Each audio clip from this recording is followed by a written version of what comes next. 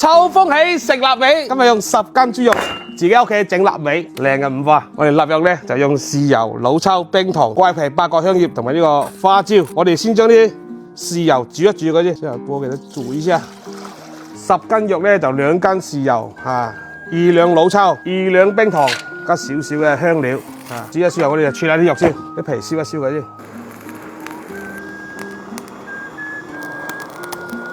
燒完就過一過佢。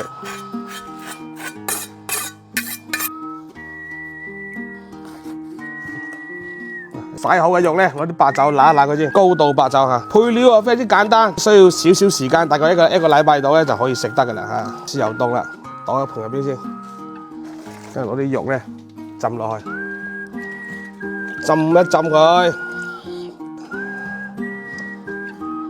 跟住將呢啲豉油水呢全部倒落去。擺喺雪櫃俾佢醃一晚，聽日就可以掛佢上去啦。呢個整煲仔飯啦，攞嚟炒蒜啦，或者仲有其他食法咧，大家可以分享一下啊！啲臘肉醃咗一日啦，醃咗全部上晒色，哇佢起身，哦，哇好香！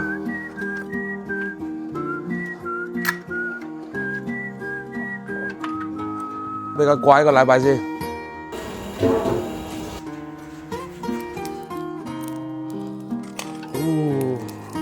時間過得特別快10日嘅臘肉就曬好啦，想足曬咗10日咁多攞一條落嚟，我哋而家今晚整臘肉煲仔飯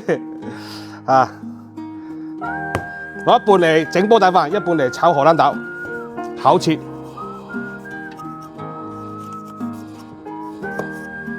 揀嗰啲3層嗰啲落去太肥嗰啲唔要，加啲埋啲粟米紅蘿蔔落去，又靚又好食嘅嗱，炭爐煲佢。煲擺上去，好加入適當嘅滾水，冚過去俾佢煲20分鐘。呢個肥啲咧攞嚟炒荷蘭豆，可以攞蒸佢先，蒸佢10分鐘。好啦，10分鐘到啦，哇！蒸出嘅臘肉係咁樣嘅，非常之靚仔，哇！流晒口水，晶瑩剔透，哇！試下先，香噴噴。哇，夠味啊，好入味，燶燶地嘅味道哇！俾啲油佢先，俾啲蔥油，將啲荷蘭豆啡水先，俾少少油佢，俾少少魚露佢，變色就得噶啦。熱鍋冷油，俾少少油佢，蒜頭、薑片、辣椒爆香佢，臘肉落去，荷蘭豆加落去。俾少少魚露，冇咁多少少得啦。最尾加少少香油、花椒油，兜一兜佢。哇，香噴噴啊！好啦，臘肉炒荷蘭豆，有冇中意食嘅朋友？煲仔飯得啦。哇！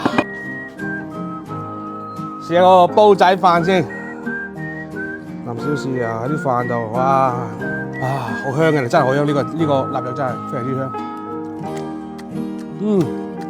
煮20分鐘，啱啱好，開姜啊，好食到講唔出嘢。